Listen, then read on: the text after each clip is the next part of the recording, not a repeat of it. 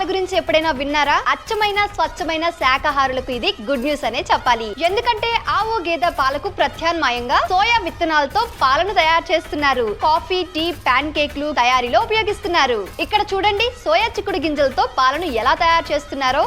ఒకవైపు సోయా పాలు వస్తుంటే మరొక వైపు సోయా గుజ్జు వస్తుంది. ఈ గుజ్జుని ఓకారా అని పిలుస్తారు.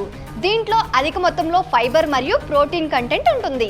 సో దీనిని తరచుగా వంట మరియు బేకింగ్ లో ఉపయోగిస్తారు. ఇంకా ప్రోటీన్ షేక్స్ మరియు సూప్స్ తయారీలో కూడా ఈ సోయా పాలను ఉపయోగిస్తారు. అంతేకాదు పెరుగు కూడా తయారు చేయవచ్చు. మార్కెట్ లో లీటర్ సోయా మిల్క్ కాస్ట్ 60 రూపాయల నుంచి 120 రూపాయల వరకు ఉంటుంది. ధర అనేది క్వాలిటీ, బ్రాండింగ్ పైన ఆధారపడి ఉంటుంది. ప్రీమియం బ్రాండ్స్ అయితే ఇంకా ఎక్కువ ధర కూడా ఉంటుంది. వీటిలో అధిక ప్రోటీన్ కంటెంట్ ఉంటుంది. ఇది గుండె మరియు ఎముక ఆరోగ్యాన్ని మెరుగుపరుస్తుంది. సోయా పాలను ఇంట్లో కూడా ఇలా సులభంగా తయారు చేసుకోవచ్చు. ఇంతకీ మీరు ఎప్పుడైనా సోయా మిల్క్ తాగారా? కామెంట్ చేయండి.